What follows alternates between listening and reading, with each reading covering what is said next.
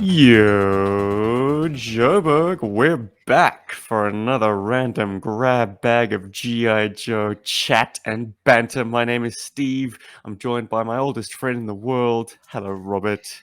Hello, Stephen. Welcome to another episode 257. What are we talking about today? The topic is called the Star Brigade story. Reason being, and this is actually the brainchild of Robert, so the fact that he's put me on the spot to introduce it is just muscle memory, isn't it, Rob? You bastard. Yeah, I know, absolutely. But Um, I like to hear you, say things in your eloquent Scramble way. around, stumble through this.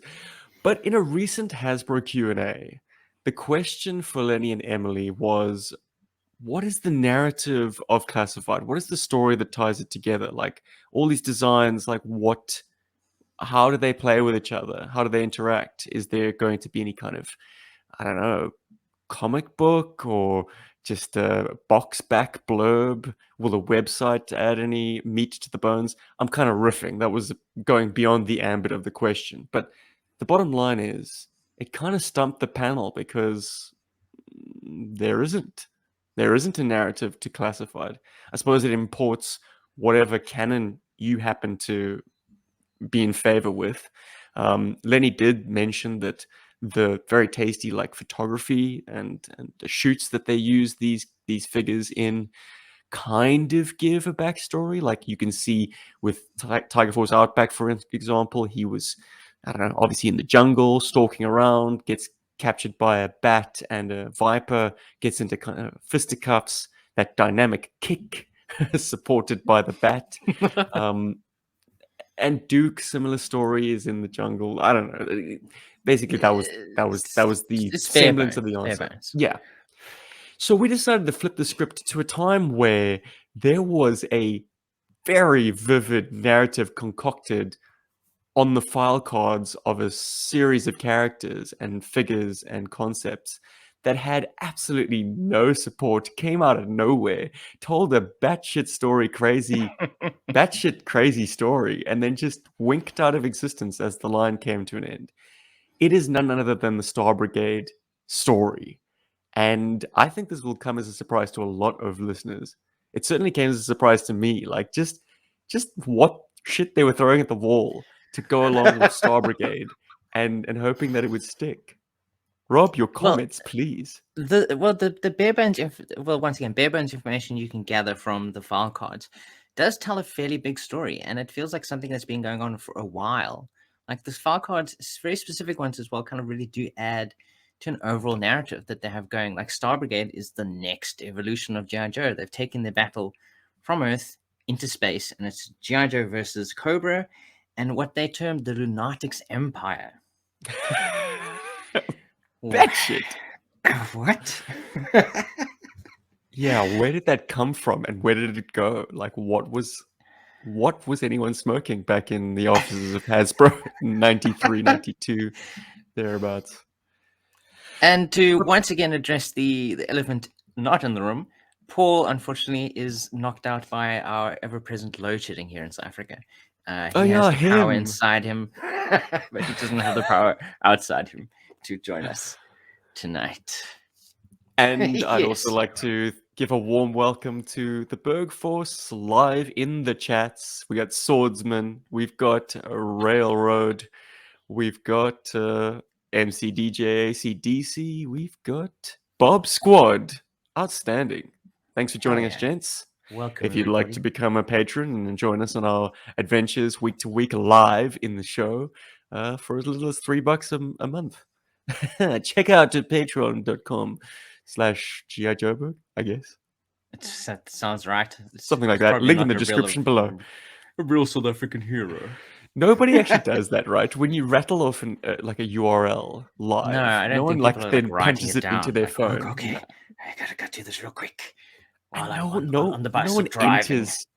You don't enter a website in manually anymore, do you? You always find the link. Mind you, I Yeah. just recently input hcc788.com because it's an easy one to remember. And the reason I did that was Ah. because we're currently in the month of July and it's Cobra Convergence 6. Oh I'd my like to shout goodness. out the fact that okay, it was kind of on the outside of the collaborators, I guess, but I count him anyways. Dragon Fortress reviewed the Cyber Viper from Mega Marines, Oh, and fantastic. Timmer, half the battle Timmer reviewed the Mega Viper.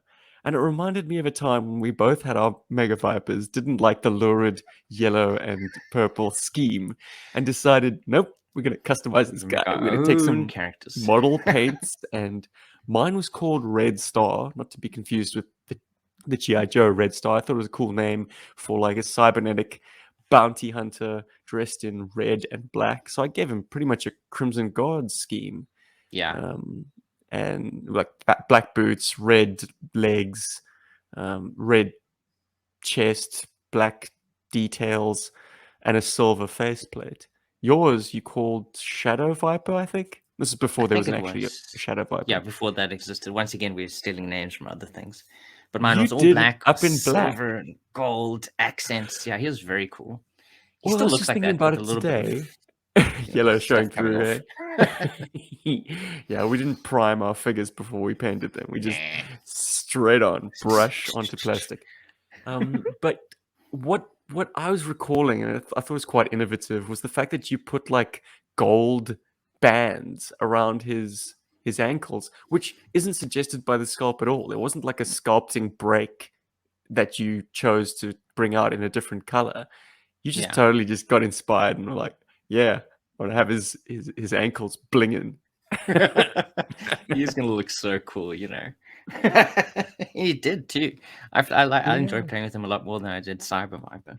It gave Tell you them a that new much. life, to be honest. We didn't have any of the monsters, so Mm. our Mega Viper didn't have his canonic purpose. We just made these guys whatever the hell we wanted.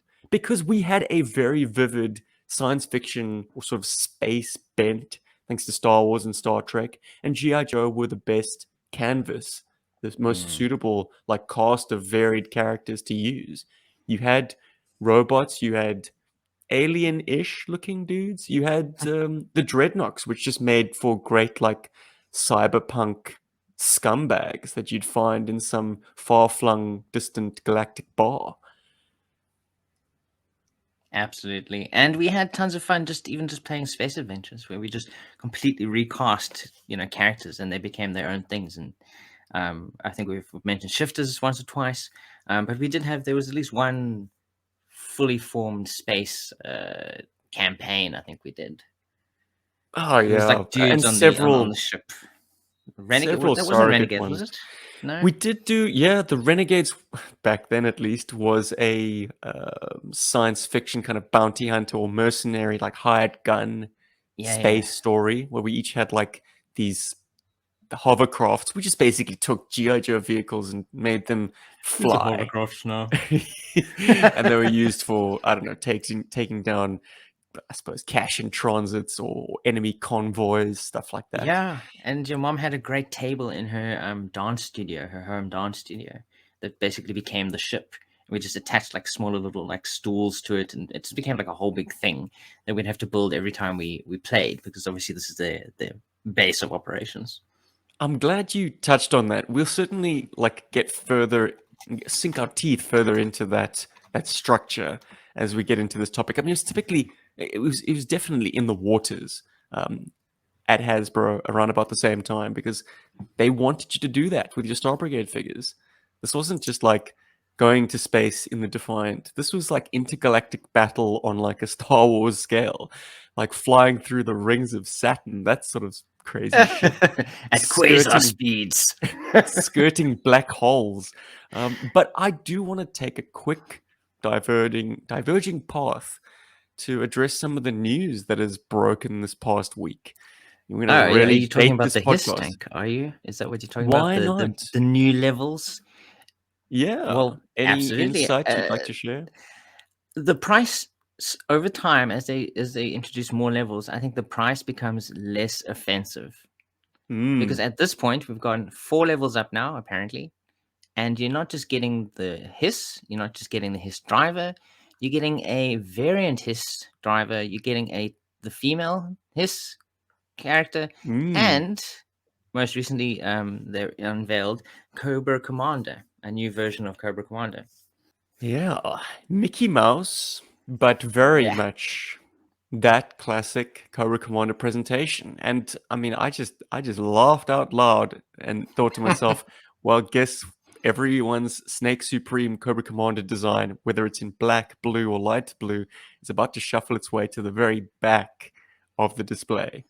Because I kind of feel sorry for any attempts to design new takes, fresh takes on classics, because Mm. when given the option, I'm pretty sure most fans will default to the classic design. Yeah, no, I think so too. And they've even designed his cool little laser pistol hair dryer, which is a signature piece with him. And it's nice that he actually finally comes with it. Yeah, they've made it an actual holster instead of it just plugging naked to this backpack. But yeah, it's nice that the backpack is a separate piece Mm, instead of it just being this molded technological detail to the tunic of Cobra Commander. Because yeah, at least in terms of the animation, he was never depicted with it on his back. So it's nice yeah. to have that battle tunic clean on front and back. He comes with a comic book inspired globe and snake, but Mm. actually, it might be comic art, but it was the commercial. It was the commercial for the Atari game. I think Cobra Commander had that precise snake encircling the globe. Oh, Yeah. interesting. In the comic book, he had a bigger globe and a bigger snake. Uh, it was in Operation Sea Strike, if memory serves, issue number 8 in the Remember to classic correct era. Stephen in the comments down below, everyone. Take me to task, boys and girls. But yes, the commercial, and tragically, the commercial also features a hooded Cobra Commander saying, "Cobra is looking for a few bad men."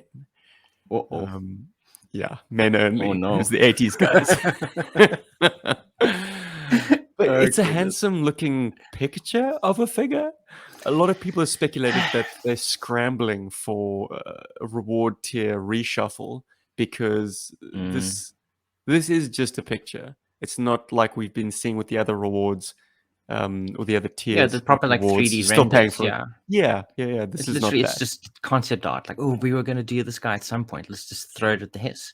Because how much do classified figures go for each? They're like $30?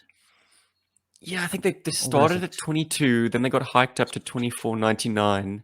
Mm. Now, a figure that comes with a bunch of swords basically is classed as a disgust Disgust. deluxe. Freudian. I wonder how you It's feel about it. it's classed as a deluxe, and it's going for 34.99. Oh gosh. Well, if we say $30, so 4 figures, that's $120, and then you're paying $180 for the hiss tank. I feel like over time, if they keep introducing more figures, it just makes it less. It feels less expensive, I think, Sure. and I think that this campaign will continue to gain traction as it goes along. Hmm. And It's if just a say more you complete package as they unlock more levels. Yeah, and there is obviously the option to piece it out on the secondary market. Say Mm, you've army built his tanks. In order to recoup some of that cost, you can shell off some of these Mickey Mouse Cobra Commanders. There will be yeah, a for sure. very, very hungry market for them, I tell you now. But it being Mickey Mouse Cobra Commander speaks to its exclusivity as that deco. But it also tells me very quickly that they are going to get a lot of mileage out of the sculpts because the regular issue will no doubt be part of the classified numbered series. And probably Mm. also, if they can squeak it past the anti-plastic embargo, maybe on a retro card back, the regular chest emblem. Yeah. Oh, that'd be cool. If it's not too late for that. It probably is. I don't know. They said they wanted to phase out all plastics by the end of 2022. Well, So they still got time. They still got time. They just need to rush it through production. Quick, quick, quick.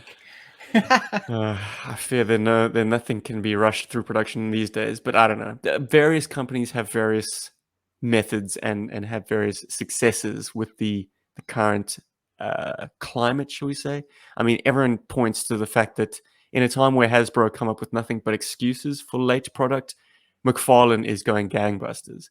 Like how much McFarlane toys shit is clogging up shelves. Oh my goodness. Yeah, he Certainly on keeps my side of the introducing pond. new things. Really? Yeah. Oh yeah, Oh, it's lordy. everywhere. Well, power to him, man. Getting DC in his camp was a masterstroke. I mean, Yeah. think of how far this guy's come from cooking up comic book ideas on his own and selling the shit out of the merch to now having a huge license, like probably the biggest of all comic book heroes I'd is say so, yeah. Batman. I mean, with the movie tie-ins as well, especially, like, yeah, well Just done, Todd. printing money. Bloody hell. He really wants to make a Spawn movie desperately, a good one, I think, and he just needs all that money to make that movie. Now, to flip the script, do you think he's really still all fired up with Spawn? Oh, Isn't he he like definitely is. No, he's still trading writing the baseball comic books. memorabilia? Oh, is he? No, he's still writing the comic books. It's even expanded into an entire Spawn universe. There's Spawn, there's Gunslinger Spawn, there's King Spawn, there's a female Spawn, there's Angel Spawn. There's a team, like an Avengers team called Scorched, which is made up of different variations of Spawn. So no, he's very much still heavily Spawn focused. Mm.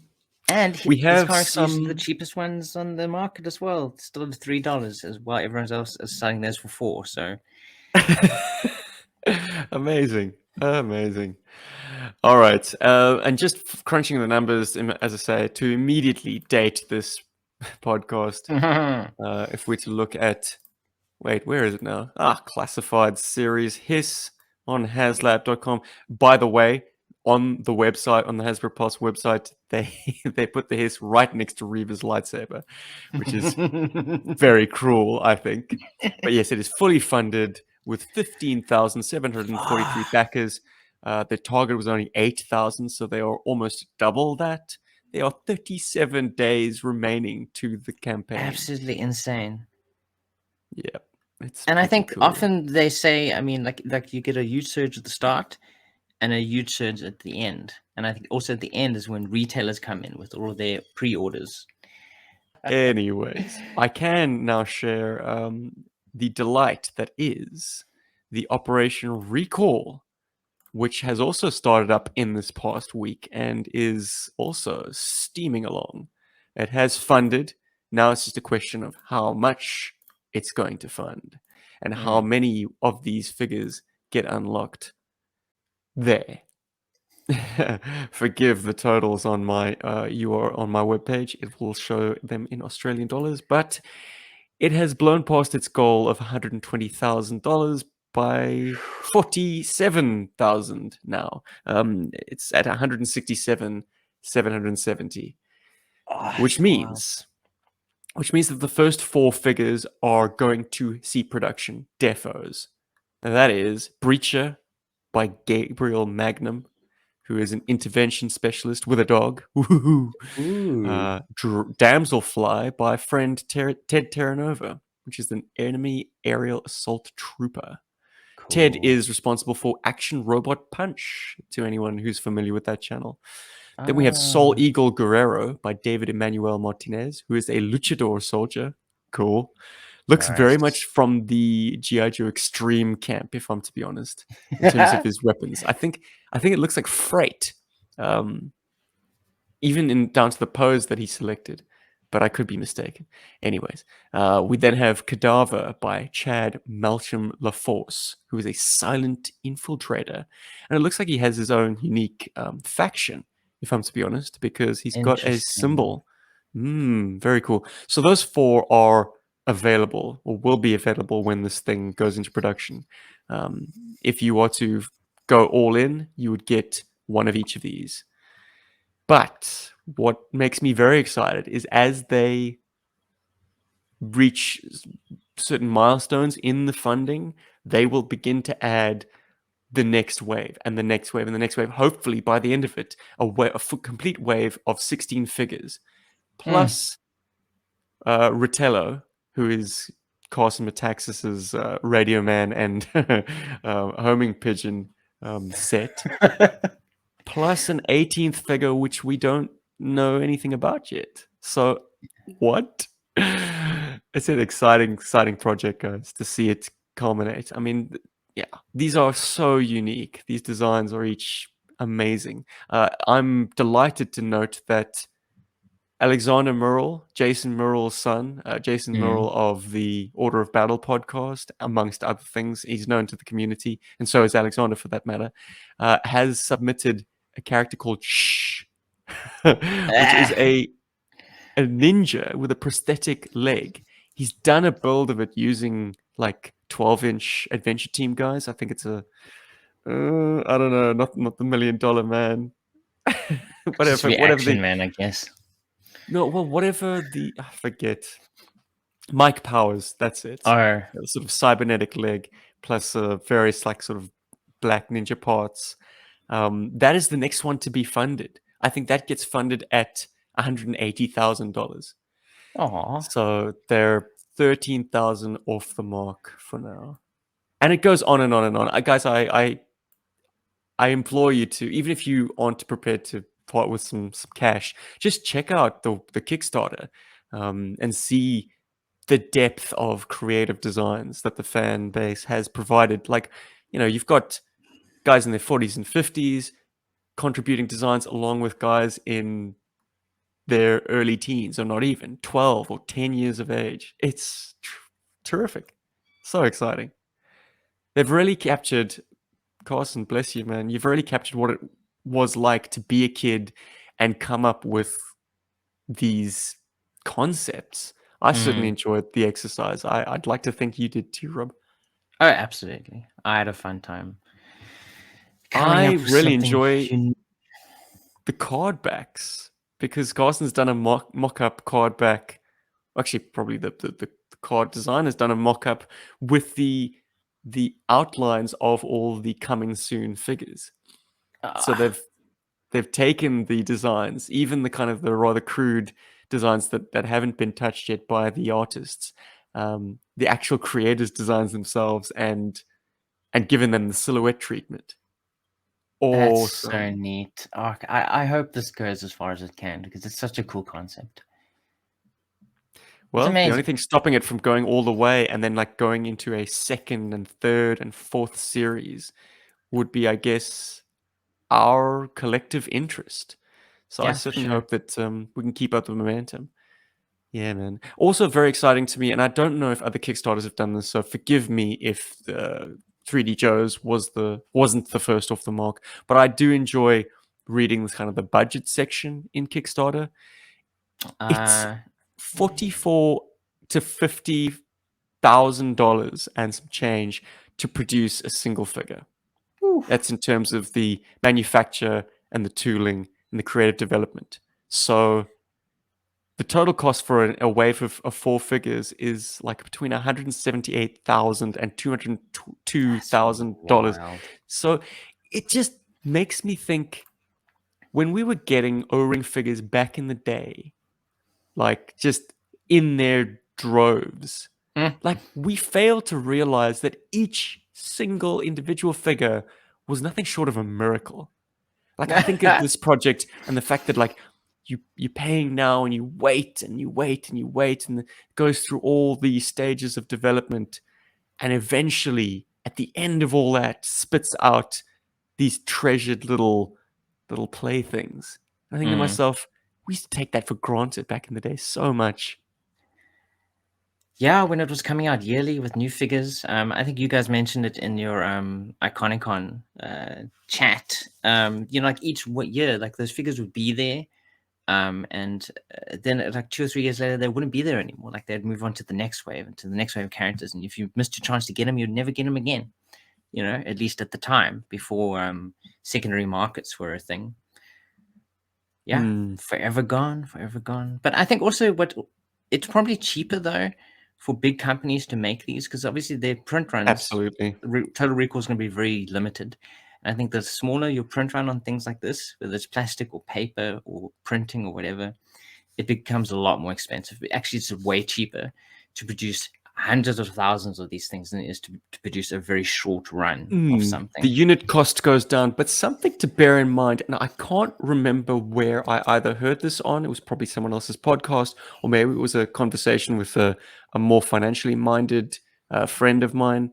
But the thing about big companies like Hasbro is that there are many chefs, many employees, many people Mm. like into whose hands the item needs to pass through to get merely a rubber stamp so that employee can basically justify their existence. It's like everyone Mm. needs to get paid in this big company. So the costings go up simply because you're supporting such a big beast. Yeah. Um, so that also kind of makes the big companies not maybe the most efficient way of producing things. If you think of how much stuff you're getting in, say, the RoboSkull kit, just at the base offering, like that's unheard of. Hmm. Because at the end of the day, Skeletron has to pay Mark, Ben and Mark, and their artists, their designers, has to pay obviously for the tooling, the manufacturing costs. But that's where the buck stops. They're not supporting a a team of accountants and a CEO Yeah, and a secretaries COO and people to and a clean the board offices and and yeah, board. investors. They're not a publicly listed company. They don't have to, announce annual dividends. Like it's smaller and it's neater. But Yeah, anyways, no, we're for not sure. financially minded here on GI Joburg. No, not at all. If you can clarify in the comments like exactly how these things break down, well, I'm sure that will be an essay, but I'll be delighted to read it. Anyways, should we talk about things Stephen that will we do love know reading it. about? Oh hell yeah, dude! We did a lot of research this week going into Star Brigade. Um, so the only like big like blurb information that you get across basically most of Star Brigade is the blurb of where they kind of basically just lay out what is Star Brigade, and it goes something like this: high-tech astronauts race to space to protect the universe from Cobra and the Lunatics Empire. With specialized spacesuits and accessories, this cosmic clash is hotter than the sun. Amazing. Oh man. The, So that's the the lun- basic information. Very, so the you know, the key enemy is not Cobra. It's the Lunatic Empire. it's essentially it seems that way. It seems Cobra has expanded from Earth, and they've teamed up with some intergalactic empire or like powers out there, and they're fighting us across all fronts, all planets in the galaxy, sometimes the universe. I put together a bit of a timeline stitched together from the information I gleaned from the file card. So Mm, if I can recall the file card exactly, I'll drop the reference. But it seems that things kick off with the Star Brigade story with a scientist called Greg Scott.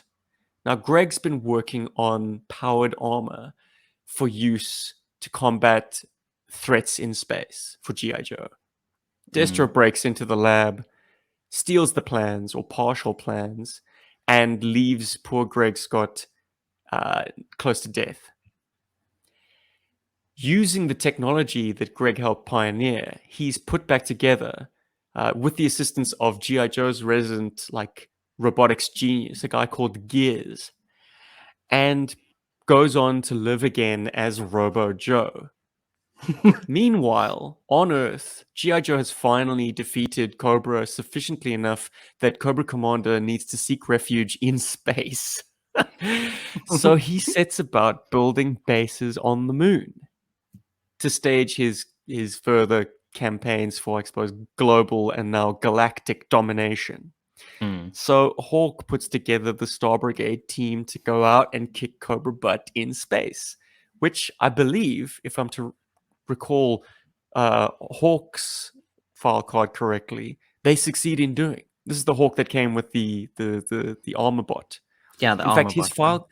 Yeah. file card says that they defeated Cobra on the moon before the armor bot even came into service. Like it says, like, oh, I wish we had the armor bot when we were destroying Cobra bases on the moon. Yeah. So the Something like pre that. armor bot, so there was a period before the armor bot. Yeah, he Hmm, literally says, "quote brutal battle to liberate the moon from Cobra." End quote. that's it. Meanwhile, Destro seems to be peddling his robotic suits of armor from some kind of space armored fortress. It's Mm, not clear where that is. If it's in orbit around Earth, I always assumed it was on the moon, but yeah. maybe it is a sort of a satellite base of some kind. I would expect Destro to have as sort of a separate digs. It kind of sets up the same dichotomy of like Cobra Island versus Destro's castle in Scotland. Like Destro's always had his bolt hole, so it's nice to think that he's got this like weapons factory orbiting the Earth somewhere. Cobra, at some point in this timeline, reach out to a group called the Black Stars. Now, the Black Stars are ace pilots who might not even be human. So that's the first hint of like an alien race being incorporated into the G.I. Joe story. And they are being incorporated as like Cobra loyal troops, space pilots, if you will. But at the same time, their supreme skill is inferior to pilots on the Joe team, like Space Shot, who is known throughout the galaxy as a fly-by-night freighter pilot. End what? Quote. Yeah, throughout the galaxy. And that's where Steven's quote earlier came from, where he says he flies loads of cargo through the rings of Saturn for fun. Wow. Huh. And he makes Black Stars look like trainees, apparently. Yeah. Well, him and Sci-Fi, who has gone on from being an electronics engineer genius to being the best fighter pilot in the history of spaceflight. In my notes, I've just got it as a shit-hot space fighter pilot. He's so good, in fact, he skirted a black hole and lured a squadron of Black Stars to their doom. Nice. It's absolutely wild. So Cobra gets into bed with Black Stars to kind of like expand what he's doing. And I mean, is there more to the story than that in the timeline? There's nothing more that I could kind of like glean, at least. Well, without getting into the Lunatics Empire, there's some interesting bits and bobs there that we can glean as well.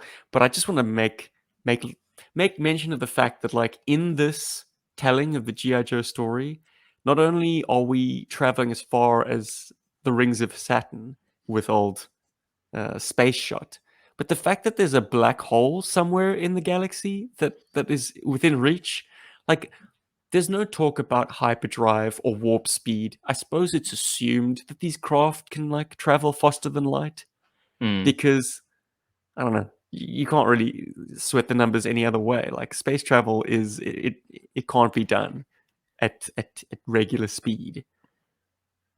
Well, they do mention once again on sci-fi, because he came with the Starfighter, that he's able to achieve quasar velocities exceeding the speed of light. Oh, so okay. At some point that Earth, or I don't know, maybe with the help of aliens, I mean, they don't say this, but you could maybe infer this, they've developed space technology enough so that, I mean, also in Space Shot's Filecard, they mentioned he's defended at least 4 space stations from Black Star attacks and other Cobra attacks. So like at some point, Earth has kind of like expanded outwards, and Earth has been saved from Cobra, but now they're also going galactic, and we've somehow now part of a galactic community or trade routes or something like that. It's all very vague. Maybe it comes back to like that line Thor has in Avengers, where he speaks about the Tesseract has given the galaxy a kind of the sense that Earth is ready for a higher form of war. And so now we are in trouble with the Black Stars and the Lunatics Empire, which seems to be by calling it an empire, it suggests that they are all on the same side. But the 3 examples of Lunatics aliens seem to be at each other's throats, which is interesting. I mean, when you think of the Empire or a galactic empire, of course I think about Star Wars. I think about regimented stormtroopers and officers and TIE fighters and Star Destroyers. It's one unified group. Yeah. Whereas in G.I. Joe, at the tail end of the line, in the swan song of our beloved action figure series, we had the Lunatics aliens, Carcass, Predacon, and Lobotomax, who couldn't be more disparate if they tried. They each had like a feature whether it's multiple legs, multiple arms, or bend 'em. Really long neck. Very, very inventive. Well, I mean, the year before, in '93, the GI Joe line had attempted brand new, very interesting molds with figures like the Bio Viper and the Monster Viper. But this was their first actual like attempt at creating proper GI Joe scale figures. From GI Joe scaling and molding. I mean, I think like the forearm guy, the only other version would be like the guy from Mortal Kombat. But it's something that they have Goro. attempted. Goro, with his cool four arms. But yeah, it's Obviously, just there's just so much. there was no cartoon at this stage. Well, the DIC stuff didn't dare touch this. I think that was actually done by this stage. But the comic book did have for a time the Star Brigade branding sort of stamped on it, and in that story, a team of GI Joe Star Brigade members. Thank you for reminding me, Darren.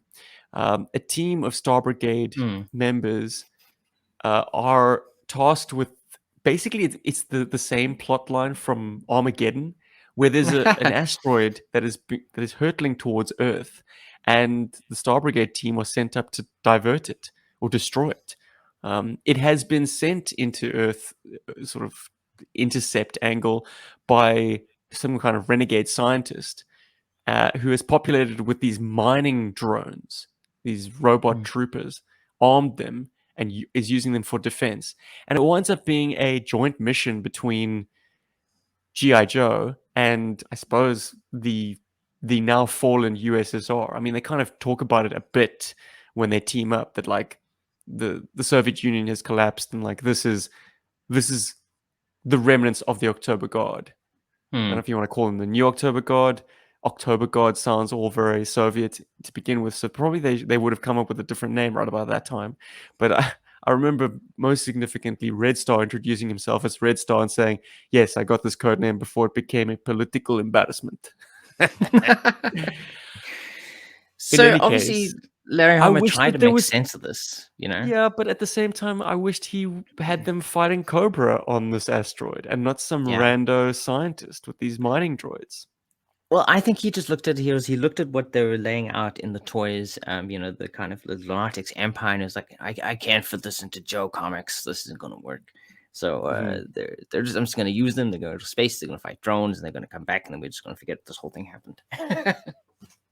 Yeah, So he man. made an attempt at it, but also like the Farcars themselves sometimes feel like they're skirting around wanting to say it was galactic, while some of the because some of the Farcars are basically like, oh, they're fighting in the stratosphere above Earth, so they've kind of like moved a little bit further outwards. It's basically in helping protect planet Earth against the Cobra forces in Hmm. space around Earth. And that's more than I think in '93, but '94 they definitely went full out with like planets in the deepest voids of space and robot gloves, like wiping people out in planet attacks. So it's at some point things really got absolutely hectic, and they definitely moved to space. But it's like, where did that happen? Like '92 we were all ground based, and then suddenly in '93, '94 there was this complete disconnect from whatever came before, and suddenly Star Brigade, which seems to have like a long history of uh, understanding space, and being a part of a much bigger pond than we had been before in GI Joe. Let's talk briefly about the toys. Ah, Is there anything in the Star Brigade series that really calls your name, Rob? I think like the concept of the Armatech dudes was very cool. I think probably my favorite one, because he just looked really slick with rock and roll, and he was one of the ones that had to both his arms. So that's what made him cool. You might have to defend your point a little bit that the armor tech guys were really cool, because I don't know what percentage of the listenership is going to agree with you. Well, very cool as in they're not cool GI Joe figures, but I think they're cool as in the context they're in. They're space guys, they're in these armored suits, and they're fun for space battles. Yeah, they're definitely not fun for like, the typical GI Joe fan, I think. But he leaned heavily into this whole Star Brigade concept of like, we're going to space. We've chosen a team of dudes. We've introduced new characters. Robo-Joe was new. Effects was another character they introduced for Star Brigade, a guy who is good at explosives and special effects. Gears, obviously, who helped fix Robo-Joe, and then Space Shot as well. So they were definitely trying new things with this, but they were also kind of relying on old stuff as well, because even by the second wave, they were already doing repaints of the same characters again. They weren't expanding on it. So I don't know what happened between 93 and 94, that there's new stuff, but there's also repeated stuff. Yeah, well, I think that was typical of the 1994 series. It was just like retreads for a lot of the time. Uh, I I think we misinterpreted a point that Mauler Joe made, our guest from last week made, about the armor tech guys. He was inviting us to imagine them as typical O-ring articulation, like Yeah, bulked out O-ring figures. And absolutely, I am here for that. that would I have wish there been was a way much to. better. I wish there was a way to kind of integrate that articulation to the pre-existing ones, but yeah, it's a totally different buck. It's a totally different construction. So it's baffling and it's sad that they didn't have conventional O-ring articulation, because that would really have given these figures a second glance from like the diehard collectors who had stepped off by that point and now have Yeah. come back to Joe and they're like, no, I'm not going to waste my time with this crap, because you and I enjoyed the hell out of them. And I'm going to add just a little bit more justification by saying that it was our pre-Iron Man trope. Like these guys had integrated weapon systems into their armor. They had rocket boots. Like anyone who looked at the holes on the soles of a GI Joe and had a more sci-fi bent could have made any character fly. But at least It's with these true. guys, it felt like there was more architecture around their feet, It and made more so sense.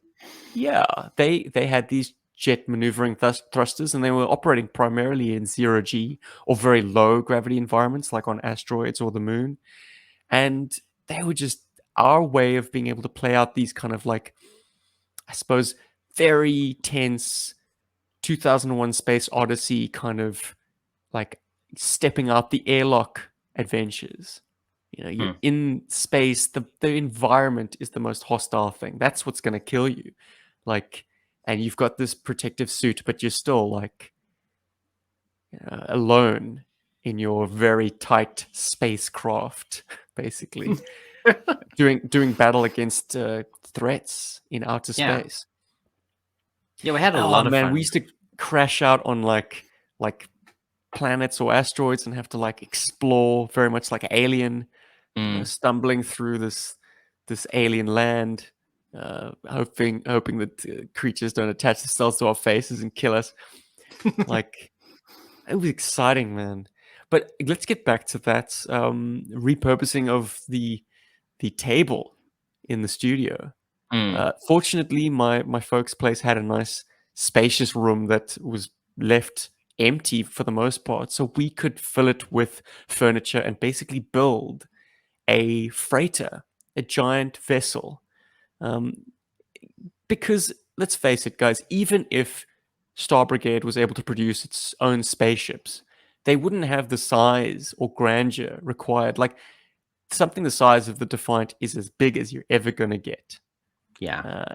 And I think by 93, 94, even getting a Crusader shuttle re-release would have been ambitious, to say the least. Like we got we got the Pogo and the Stellar Stiletto re-released, and we had to make do with that. Tiny little But vehicles. in terms of a big ship that Space Shot could pilot, yeah, man, we used furniture. We used couch pillows and the backs of tables and chairs, like to just build up this structure. Uh, and it had multiple decks as a result, and it gave you enough internal space. And this is probably my favorite trope, to play out these kind of whodunits in space. Yeah, it was great. Like, those episodes that we can tell that TV show is kind of like playing it cheap and loose that week because it's on the ship of the Enterprise.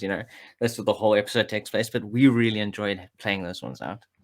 A long space voyage and a mystery to solve.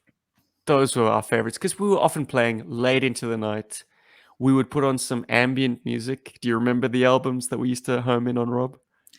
Probably some of the best ones was Aphex Twins Ambient Sounds, I think it was. That was a Oof. good one. Resident Evil soundtrack was pretty good as well, even for like non-horror stuff. I think space stuff was pretty good.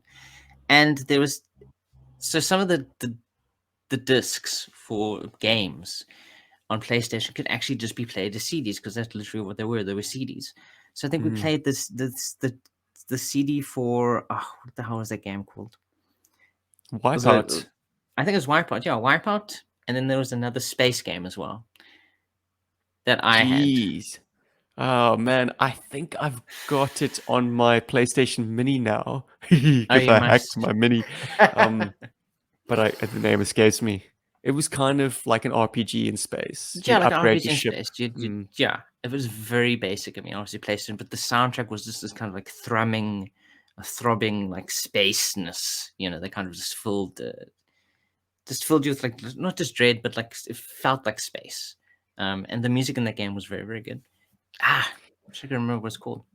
And of course, if you dial the clocks Two forward to minutes. 1999, we had two Jedi Knights accompany us on these voyages as well. So not only did we incorporate all the sci-fi elements that GI Joe could possibly throw at us, and whatever references we wanted to make to Alien or Star Trek, but we also included the Jedi. Oh dear, Yeah, had they were tons of typically fun. like just tramps that needed passage from one place to another. I guess we weren't playing in that prequel sandbox. We were more like Oh no ways. post-Empire times when the Jedi didn't have their own ships. But that was exciting. Obi-Wan, how are we gonna get to the next party? I don't know, Master. Maybe we can hitch a ride with these guys. Is that an Oral Noughts reference I hear? It might be, yeah, for sure. Oh man. Those guys are the best. Yeah. Check out Oral Noughts. Oral as in like hearing, Like hearing. not oral as in speaking, whatever. Oral Noughts, dear God. The Oral Noughts on YouTube, they do Star Wars parodies, but they're very expertly recut, kind of like bad dubbing. They've added their own They've voiceovers. created their entire stories, like just they've completely redone the entire prequel trilogy and the original trilogy. The And Jedi are also they just a do very bunch of cool music. drunks who like to party, Yeah, which is like the amazing. party. But like getting back to Star Brigade, like there really isn't a lot of details like related to it. Like we get the bare bones of the beginnings, you know, Robo Joe, the invention of the pilot, the robots, and there's not many like extra new names added to the mythos, as it were. Like we have Lunatic's Empire, we have the names of these aliens, and then we also get a suggestion of galactic authorities on Predacon's file card because he's a bounty hunter. And the only other name that's new is introduced there is that his only loyalty to his tribal clan on the planet Trilenium. And that's the only other new name that's kind of like introduced into this, and there's nothing about it, unfortunately. But it's just fascinating that it's huge, but it's so Each of vague. the aliens have like planets of origin, so it does speak to these gobbledygook Yes, names. it does have those. I didn't read that. Alphabet soup, basically. Yeah. Alien name dartboard. But yeah, it's Lobotomax, for instance, has had history with Predacon. Like they got into a fight. Predacon inflicted a head wound on Lobotomax, and now he hates everybody and everything. He just goes and lays waste to entire civilizations, and Now, be it but like, lunatics or human. but his name kind of suggests that he got the name after that happened. You know, Because he got a Lobotomax. lobotomy. But like, so was he called Lobotomax before that? It kind of almost like it's foreshadowing like what's going to happen in his future when he got half his head chopped off in a laser saber duel. Laser saber. Oh man, Yes, they were laser just sabers. That's something else mentioned there. leaning on every trope they could. Well, then definitely I had absolute justification for putting lightsabers that I got from the Power of the Force line, the Kenner stuff, Power of Force 2, if you want to be technical, the 1995 series.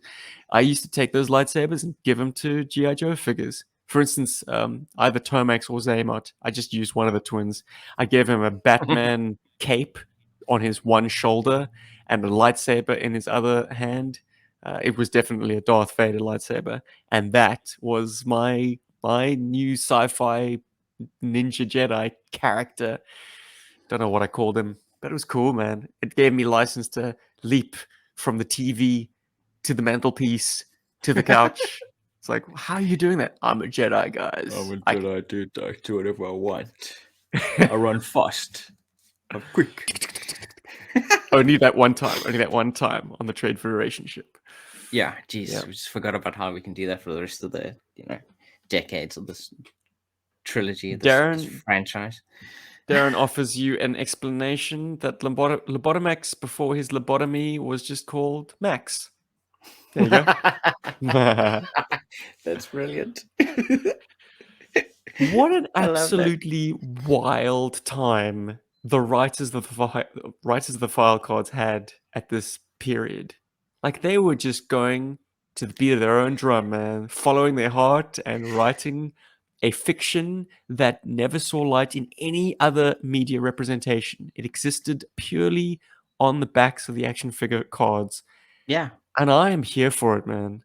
That's for amazing. sure. It's vague enough that it kind of it suggests things that have happened. There's some points of fixed points, but then it goes so much beyond that, where you can just invent and do whatever you want. Like, what are galactic authorities? You figure it out, kids.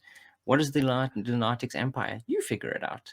I'm going to go out on a limb and say that without any media support, this stuff was probably completely ignored. I don't know if any kids really hung consequence on these file cards. I mean, they were now looking like baseball cards instead of actual like file folder shapes. So I suppose they're even more forgettable. But the fact that this exists, this oddity of like plotting and narrative, is amazing to me now. And it really speaks to like, this used to be someone's job.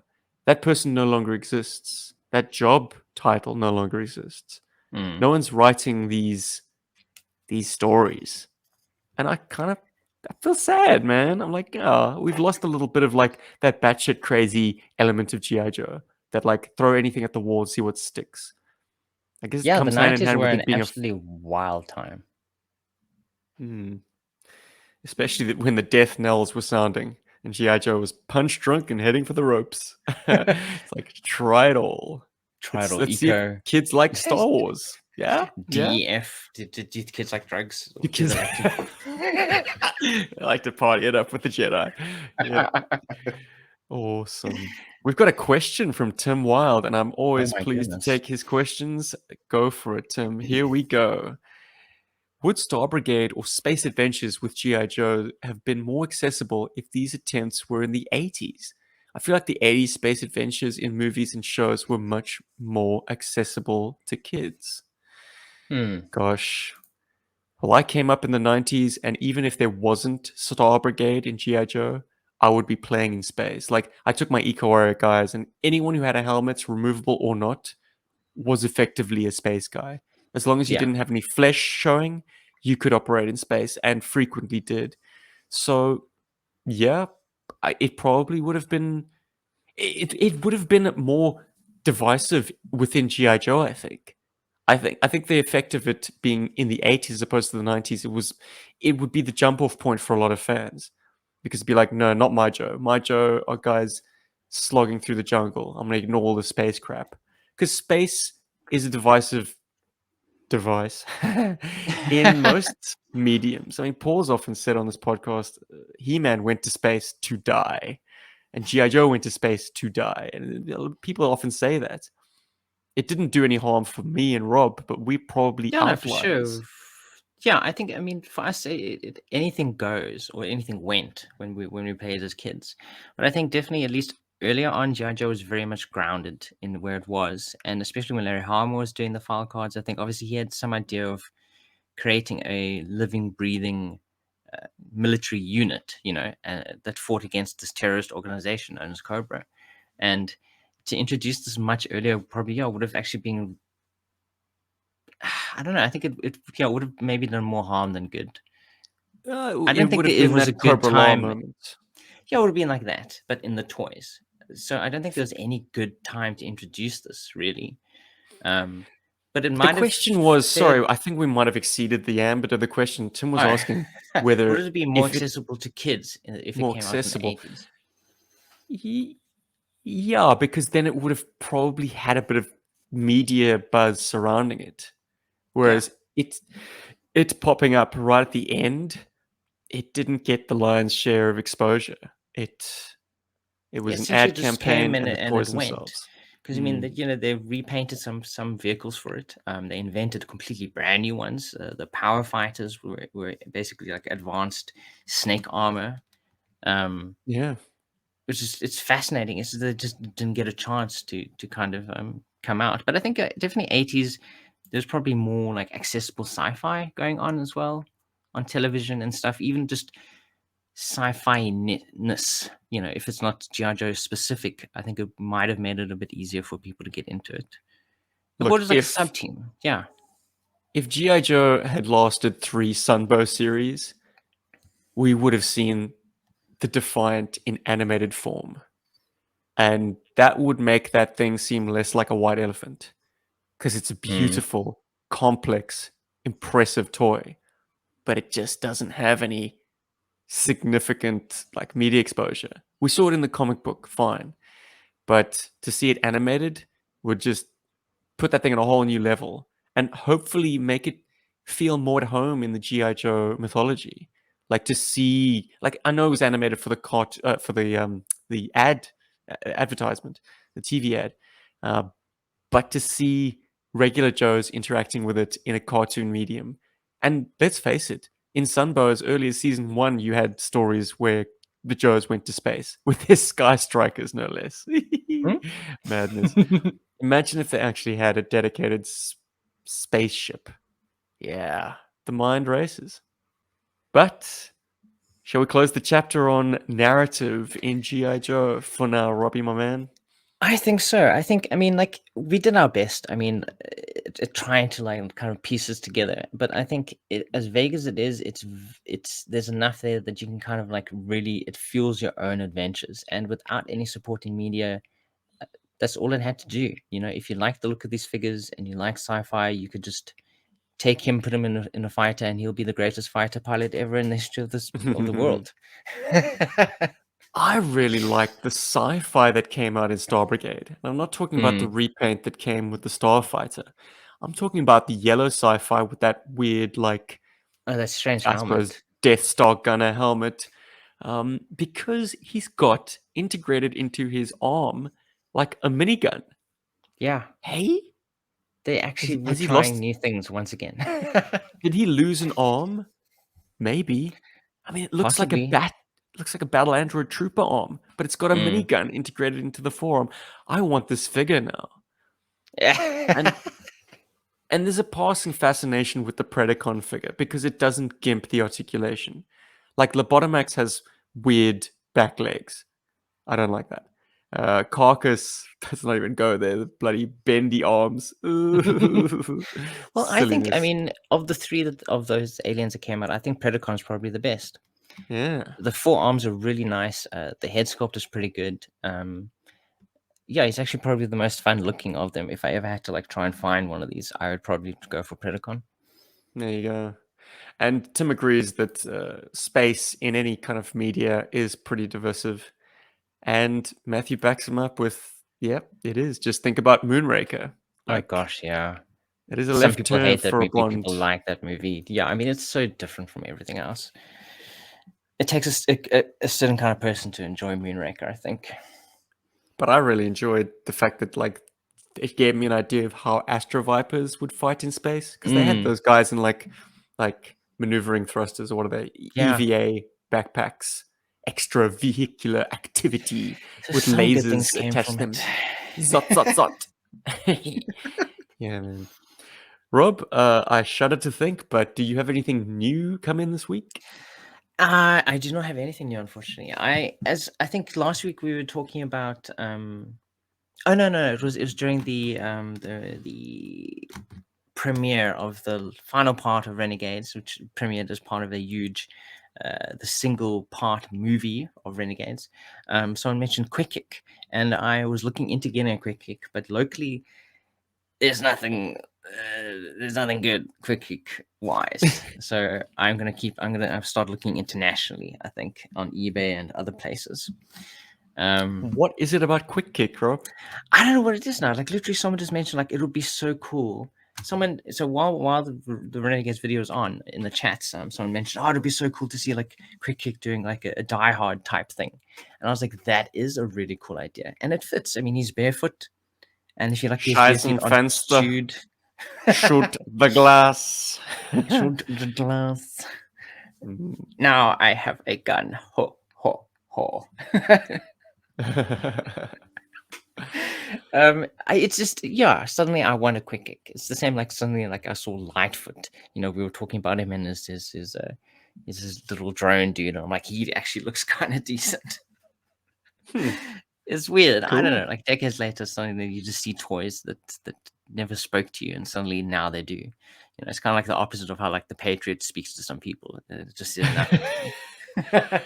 Look, I think it comes back to the point that I made earlier that like each individual figure passed through so many loving hands to eventually become the packaged product that we bought as kids. We took it for granted back then, but now, as I say, I view each one of them as like its own little miracle of development. The fact that of all the concepts that were tendered and taken into production, this one made the cut. Lightfoot is the way he is because experts in their field painstakingly ummed and awed, like which figures will make up this wave? These guys, and went ahead with the production. So like the refinement, the intelligence that goes into these concepts, it's just yeah, man. I really do like every single creation in GI Joe has merit.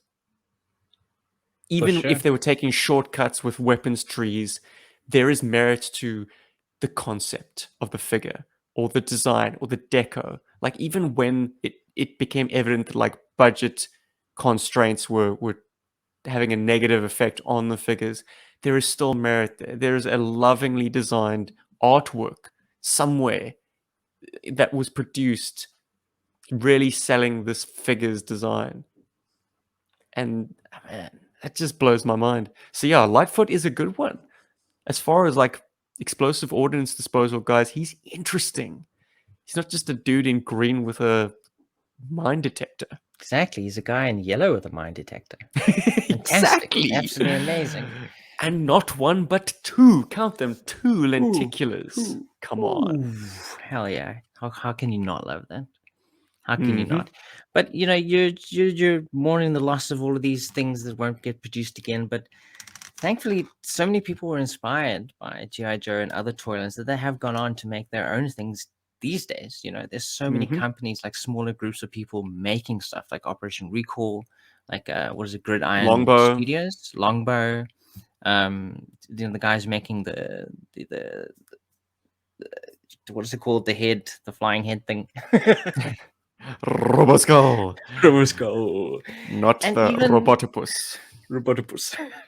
I mean, they were inspired by these fantastic things that they grew up with, and it's cool that these people are producing these things now, you know, and or accessories, or producing completely brand new figures based off other stuff, like the Marauders Inc. stuff, you know, accessories as well as new figures that they made themselves.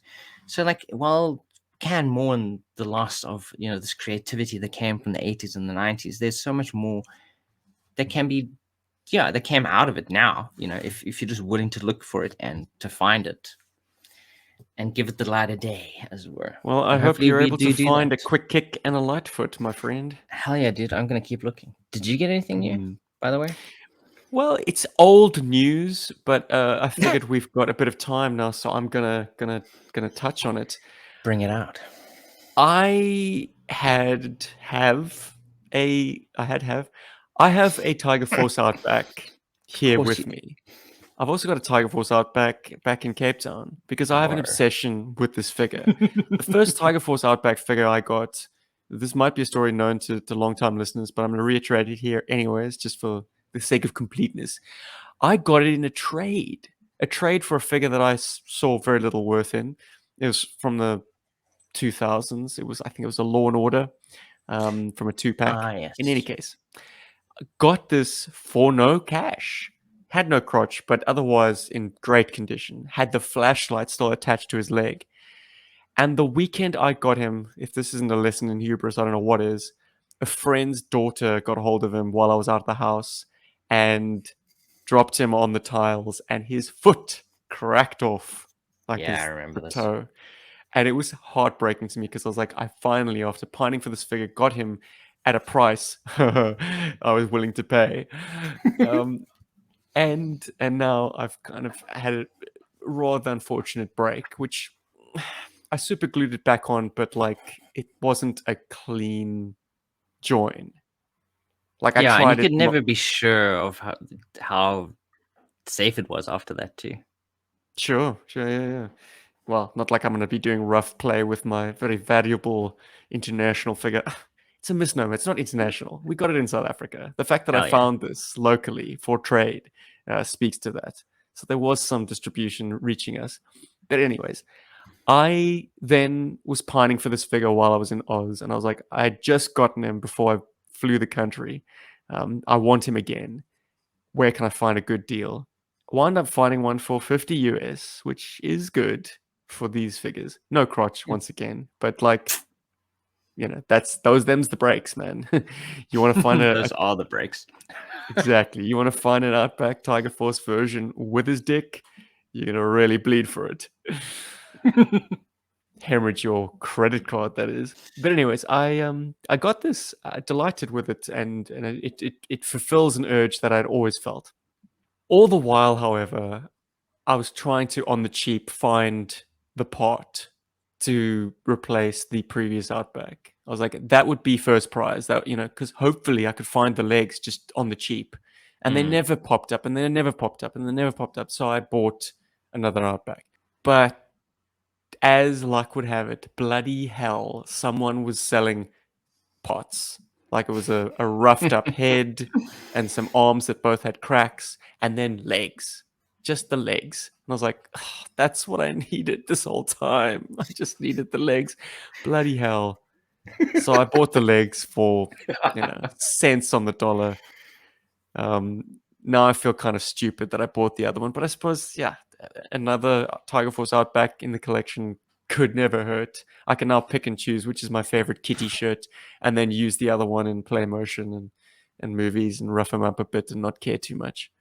But yeah, I've got a unbroken foot. Yay! There we go. It's gonna get married back to the original figure in October.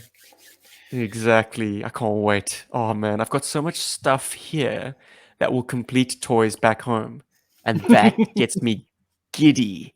I am so excited about the prospect of taking stuff and completing childhood toys. Just the other day, I was thinking of like the fact that no one likes Battlecore Grunt, and yet he was our Grunt, Rob. And for a Yeah. time, I lost that figure and then got him again. But I remember before I lost the figure, he was a favorite of mine. For some reason, he was just an action hero. Something Must have been about him that just screamed at you. that flat top with the jerry curl, the big guns, and the brown shirt. Like, he had like an open collar. He was just a dude, man. Very much kind of the central action figure of my collection at the time, my kind of Duke surrogate, if you will. Yeah, Grease Um, Lightning. Lost, yeah, with a pack of smokes in the sleeve. Lost his helmet, I recall. Like he was Mm. helmetless for a while, and that was a shame. Like the accessories, the other accessories, the weapons, take it or leave it. You can arm him any way you want, but like you wanted his specific helmet because it fits best on his head. It was a kind of a rubbery plastic, and it had a paint app. Like the goggles were picked out in a different color, which he definitely, had the edge over guys like Hawk or Mutt. Guys that had sculpted goggles but no paint. So, Mm. Grunt, he was standing head and shoulders above them. Anyways, lost the helmet, very sad. Then lost the figure, even more sad. Got the figure again and the helmet, glad. But then flash forward like 20 something years, and I'm in my parents' garden, I don't know, working out, doing some exercise. I look down and I see something kind of smooth and green. Lo and behold, it's Grunt's helmet. the original grunt. Well, my original grunt from back in the day, the one that I lost. And that helmet, battle scars and all, because I'm sure it's had many stones kicked over it or lawnmowers passed over it. That helmet is the one that is on Grunt's head now. Hell yeah. Because I'm sentimental, bro. I want that piece. You That definitely piece are that has seen sentimental. the years. Anyways, I'm off on a tangent, aren't I? Give us a little bit of Rob's love and scoopful, Robbie. And Okay, pick any so comment, like it could be from Renegades even. Like we've got some lovely content that had been unveiled in the past week. RC Mauler expose, and then the Renegades film. It's an hour long. there's too much to choose from. There's just Mm, once again, people are still loving the intro. They just won't cool. shut up about the intro. I'm thinking I'm gonna vary it. Maybe throw in an Easter egg or two. So Why not? eagle-eyed Do viewers it. on the YouTube version of this podcast, anyway, check it. Yeah, I mean the music will still always be the same, but it might might see something different. But no, I went straight to Tank Talk 256, and yeah, some good people absolutely loved Mauler Joe. They so happy about him joining us on the episode. Fantastic guest. Yeah, absolutely. Yeah, absolutely amazing. Action Robot Punch said this was even better than the GI Joe and Transformers mashups. Mm. So I thought it was really cool. But so Nop, he who I mentioned previously, who loves the Patriot, he mentioned I just have to say how much I loved Mauler Joe's insights. What a cool guy. Loved his playtime. It would have been wild to see. In particular, I think it would be awesome to see a turn-based strategy game with the new classified figures used. And then in parenthesis, which speaks to a point that, that this episode is about essentially, he says, they have great detail, which would lend itself perfectly the kind of depth required. So he goes on to say something like a tabletop version of XCOM. It would be awesome to bring those figures to life, which at the moment, without expanded media, he says, are really just shelf statues. Hmm. Which I mean, obviously, we're not the only people that felt, and the person who asked the original question, you who picked up on this, that there is no expanded media or there is no extra life to bring the classified figures to life yet, other than people's own imaginations. Well, they kicked things off with the Operation Blackout video game, which had mixed receptions to begin with, and has died a swift death along with its designs. So that's sad. There was talk of like a triple A. Is that the correct term? Triple Yeah, A title, play video game. but that's gone quiet. And similarly, talk of the live action Lady J series. Do you remember I that? haven't heard anything of that for ages. Well, not since the original announcement that there was a showrunner announced for it. Okay, it's So gone into for now, production at hell. least, it is literally just those awesome photo shoots they're doing with each classified figure to actually fire up the imagination for those specific characters, but there's no overall narrative. I'd be curious to hear people's ideas of like what do you think the world of classified is like. I mean, initially they came with like laser pistols. They had very interesting, like weird gold designs, but then they kind of shifted more to more classic retro looks for most characters. Is there a story that you have in your mind that the classified figures occupy, or is it just GI Importing Joe versus Cobra? wholesale. Yeah, well, it's cutting and pasting whatever part of the canon you find favor with. Yeah. Like Uh, they, this takes me back to the Sky Striker HasLab, where they constantly kind of painted the picture of taking off in your Sky Striker to defend the pit from like Cobra jets. They very much leaned into that opening sequence from Master Vice, The Adventures of yeah. GI Joe, where those Delta Dart looking Cobra jets were attacking. I think they called it the Diamondbacks. They were attacking GI Joe's base, but then the HasLab team called it the Pit, which conflates both like the animated series HQ and the comic book. Like, I'm like, oh, guys, they're different things. There's a Anyway, totally different yeah, they're continuity. talking about that sequence, which is very much the cartoon thing. But then they're talking about the Pit in Staten Island. And I'm like, oh, okay. Anyways, they seem to lean into a narrative, and I expected more. But no, it really just begins and ends with like a kind of a summary of like the comic. I mean, the cartoon, not the comic. Yeah, essentially, I mean, what it is almost, it's like the pitch. You know, it's when the Mm. designer comes to them with the figure. He's like, imagine him in the Yes. jungle, and he's fighting cobra vipers and bats. Oh, isn't Outback amazing? And then, yeah, that's so cool. Let's make him. Or like, imagine the Sky Striker taking off from the pit and protecting us against the things. That's essentially what we're going with. There's a small story to go with each figure, but there's no overarching narrative that kind of links everything together. Like, what do these new Well, versions of these characters do? well, we know that the death of the file cards came with the fact that the packages are multilingual, and they're not going to move Mm. on that. They're not going to have like an English language package with a Yeah, file card and like a kind of a text of I mean, they've what the tried story is. before with like digital stuff on the website, but even that I didn't think lasted long. I don't think the website's being updated. They're not using it That's what I'm as a saying, vehicle. So, but if they did, then we'd have an easy access to like how Hasbro conceive or the GI Joe Hasbro team conceive this world being stitched together. Like, yeah, sure, it'll take money, but certainly less money than like changing the packaging and Yeah, investing for that sure. way. Like, get a hot shit website design and direct our traffic to it to Go learn crazy. how this world stitches together. Like, because I think they're character bios, and you can learn what the kind of the various symbols on Yeah, the but I sides mean, of the it's classified probably box out mean. of date. I mean, and it's not. Mm, I feel like that's the one thing missing from Classified is there isn't an overall narrative. Because what brings us always back to GI Joe was the stories on the back of the file mm, cards, was the comic books, the expanded media. But even without all of that, just literally people have gone off the backs of the file cards yeah, with just and a blurb or something.